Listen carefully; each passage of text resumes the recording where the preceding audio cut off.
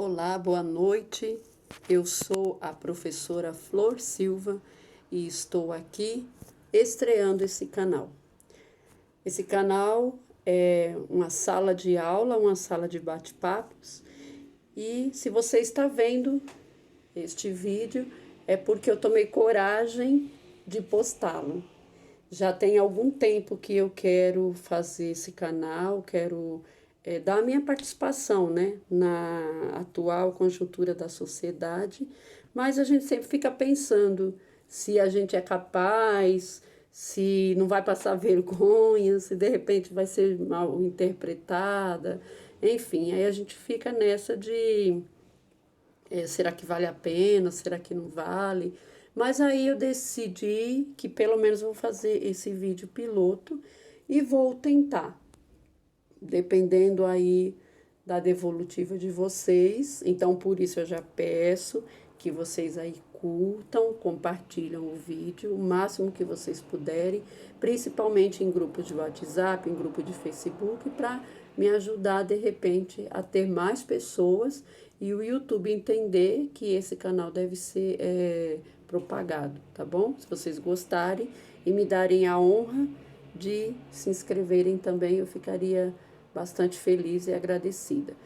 Bom, esse primeiro vídeo, então, é mais para apresentação mesmo e para, de repente, fazer uma sondagem, se haveria interesse, né, de vocês saberem a minha opinião e me dá a honra de saber também a opinião de vocês, né?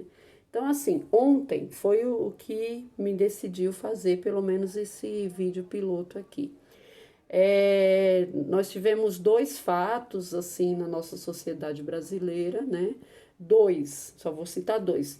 Teve outros, mas assim, eu vou citar dois, que me chamou muita atenção, assim, negativamente, né, claro, e como eu sou professora, então esse assunto me caiu assim como um dilúvio, né? Primeiro foi saber que um governador do estado de Rondônia, ele quis, se não me engano, né, estado de Rondônia, foi um governador aí de um estado brasileiro, ele quis colocar censura em livros, principalmente clássicos da nossa literatura, aqueles livros que nos fazem pensar. Não é que até então era obra, sempre foi obra obrigatória para prestar os melhores vestibulares do nosso país. Dentre eles, a USP aqui em São Paulo, né? Unicamp aqui em São Paulo também, e outras faculdades aí pelo mundo, pelo Brasil inteiro, né? Então, livros como Macum Naima, ele pediu que fosse retirado. Livro de Eça de Queiroz, ele também pediu que fosse retirado.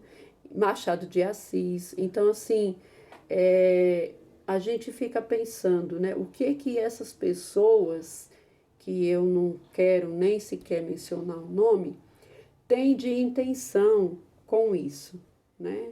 Por que tirar livros que fazem as pessoas raciocinarem? Então fica óbvio, né, meu povo?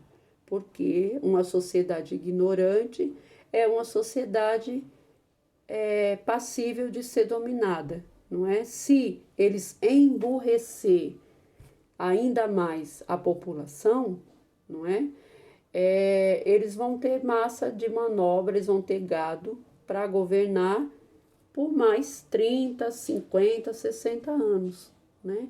Então, assim, qual o interesse deles em formar jovens, não é? Pensantes, pessoas críticas, pessoas que têm sua própria opinião e que bancam a sua opinião e que ainda mais cobrem deles aquilo que eles devem fazer.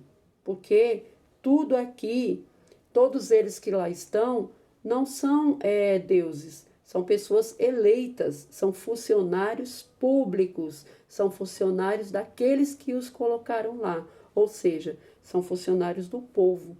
Então, se eles são funcionários do povo, eles devem respeito e obrigações e respostas ao povo. Só que como que esse povo vai cobrar se esse povo é ignorante? se esse povo for massa de manobra para as vontades que eles querem, das coisas que eles querem, que nós façamos, que nós respeitamos. Então, assim, se a partir do momento que eles querem e eles conseguirem entrar dentro das nossas casas e das nossas escolas e nos proibir de ler determinados livros, fica claro que eles não querem que nós conhecemos, porque como disse, né, sem envolver religião, mas assim como disse o próprio Cristo, conhecereis a verdade e ela vos libertará. Então, assim, como que nós vamos nos libertar se nós não conhecemos? Como que a população vai exigir dos governos se ela não lê? Não é? Brasileiro já lê tão pouco, minha gente. Brasileiro já lê muito pouco, não é? Tem países aí desenvolvidos que por ano leem 50 livros, sei lá, 60 livros ou mais. Brasileiro se lê 2, 3 livros, na sua grande maioria, lógico que eu estou falando na maioria, não é? Tem lá suas exceções. Tem pessoas que gostam de ler. Eu, por exemplo, leio bastante, né? Mas, como eu tenho outros, meus colegas professores também, a gente é obrigado a ler, não é? Agora, livro de lazer, livro, né? A gente lê menos, a gente lê mais livros técnicos por conta da nossa profissão que a gente precisa estarmos atualizados, né? Mas, enfim, a população brasileira não, ela não tem esse costume. Ela lê muito pouco e ainda quando lê muito pouco, não vai ser permitido que ele leia aquilo que ele quer, né? Então, assim, o ano passado nós já tivemos aquele episódio lá no Rio de Janeiro, onde o Crivella proibiu as pessoas de comprarem lá no evento, na feira cultural, na feira do livro, de comprarem um livro, não é? Só porque esse livro tinha uma figura de um casal, um desenho, né? De um casal homossexual trocando um beijo de amor, não é? Só por isso ele quis retirar a venda dos livros e aí depois não conseguiu, mas enfim.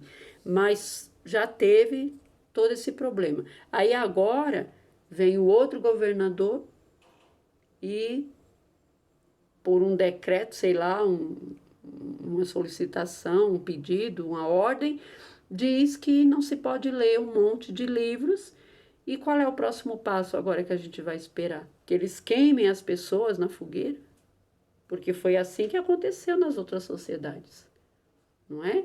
Lá na Alemanha, no nazismo, houve queima de livros em praça pública também. Houve proibições e em seguida muitos foram queimar seus livros na praça pública. Ou na Biblioteca de Alexandria, a mesma coisa, não é? Então, assim, se queimou livros. Então, assim, as pessoas ficaram sem poder ter acesso a esse conhecimento. De igual maneira, o que querem fazer com o povo brasileiro? Qual é o próximo passo? Queimar os livros ou queimar as próprias pessoas? Porque já estão dando tiros, já estão matando vereadores, já estão matando crianças que estão indo ou voltando da escola, não é?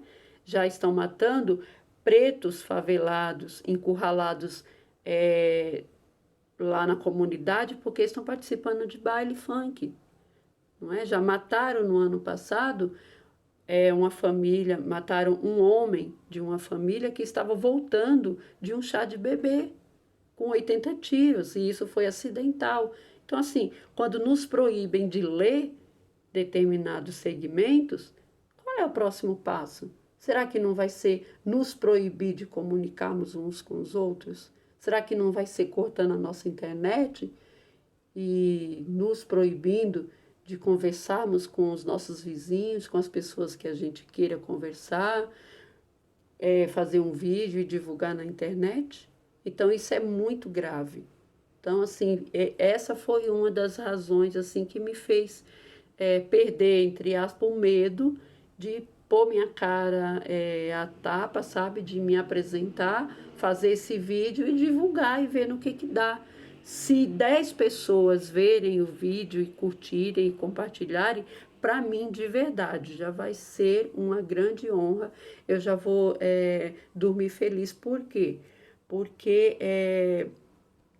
já fiz a diferença, entendeu? Já dei minha palavra, já dei minha opinião, já saí da ostra, né? Do medo, sabe? Ai, será, será que vale a pena me expor? Será que não?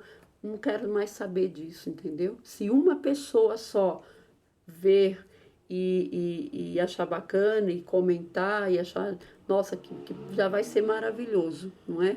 Porque não é fácil, né? Não é fácil a gente sair da nossa comodidade, do nosso conformismo ali e pôr a cara na frente, não é?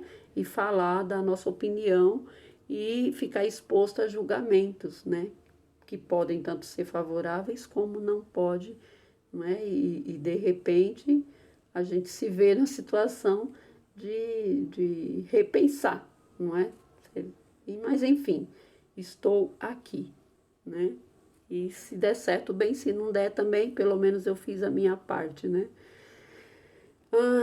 E o outro fato, né, que eu falei que eram dois, não é? O outro fato teve esse. O outro fato foi o jornalista da Globo que insinuou que um atleta, não é? Só porque estava com uma blusa que depois o jornalista falou que era uma blusa parecida com a blusa dos rapazes que recolhem a bolinha do jogo, né, se não me engano, de tênis ou de golfe que ele joga lá no Clube Pinheiros. E aí ele falou assim, ele estava com uma blusa igual aos rapazes, meus colegas, meus ajudantes, que vão buscar a bolinha lá para mim quando cai lá no lugar errado, né? É o que no futebol a gente chamaria de gandula, né? Mas enfim, eu não sei como é que chama lá no clube chique, né? No Clube Pinheiros, porque nem sei se eu já passei pela frente, para ser sincero com vocês. Mas enfim, aí eu fiquei me perguntando, não é? Será que se esse jovem fosse branco, será que o jornalista teria a ousadia de perguntar se esse jovem branco era o catador das bolinhas lá do Clube Pinheiros? Não é? Então, eu acho que não. Eu acho que não. E aí, lógico, depois eu li lá no Twitter, né, do jornalista, que ele não é racista, dando lá mil desculpas, que pega ônibus também, que anda 2 horas para chegar no serviço e que não sei o que, tá. Mas aí já tinha feito o erro, né? E aí eu fiquei me perguntando assim, eu fiquei pensando, será que não era mais bonito, não é?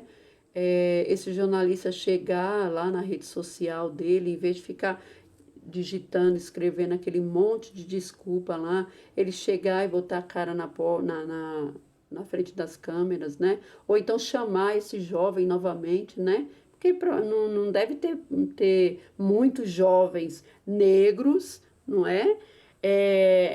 Atletas, não é? Campeões atletas lá no Clube Pinheiros. É fácil de achar ele, né? E ainda mais que ele frequenta lá.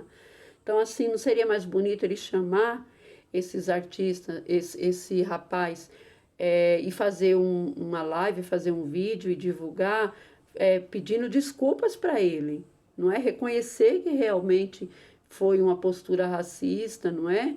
Porque assim o racismo, minha gente, está estruturado no Brasil, entendeu? O racismo ele está estruturado. Todos nós, de certa forma, ou já agimos como racista em alguma determinada vez, ou já falamos coisas racistas, reproduzimos isso quase que naturalmente, às vezes até sem mesmo perceber. A dificuldade não tem que ser essa de reconhecer que somos racistas. A dificuldade tem que ser quebrada no sentido assim de que, tá, reconhecer que nós somos racistas, mas o que que nós vamos fazer daqui para frente? Se eu tive uma atitude racista, tudo bem, vamos consertar, vamos lutar, vamos reconhecer que a gente errou, mas vamos chegar lá e vamos dar nossa cara a tapa, sabe? Quantas e quantas vezes a gente não atravessa a rua, tá andando, né?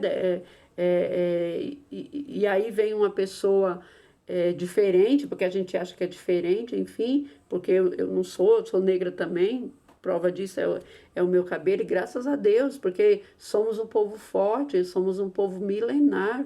Olha quantos e quanto tempo que a gente está aí aguentando, não é? Só de Brasil é 500 e poucos anos que nós estamos aqui suportando todos os dias essa luta contra os nossos costumes, as nossas religiões, os nossos as nossas crenças, enfim, não é? Sempre de maneira assim que mais sutil possível, entendeu? Mais minimamente possível. Então, assim, a gente tem que começar a aceitar. E só que a gente também não pode ficar parado no tempo. Tá, eu reconheço o meu erro. Então, seria mais bonito ele chegar e falar, olha, eu reconheço o meu erro, eu errei, só que o que eu vou fazer? Não é? Me ajudem a sair disso, né? E, de repente, fazer mesmo uma minha culpa e se libertar disso. Eu acho que teria sido muito mais bonito, tá? Então, meus amigos, já deu o tempo que eu estava programando para falar. Eu, de verdade, espero que vocês tenham gostado desse vídeo. Compartilhem, curtam se vocês gostaram. E para me ajudar aí a fazer o canal alcançar pelo menos 50 pessoas, 10 pessoas, sei lá. Tá bom? Já vou ficar feliz. Muito obrigada e até o próximo, se Deus quiser.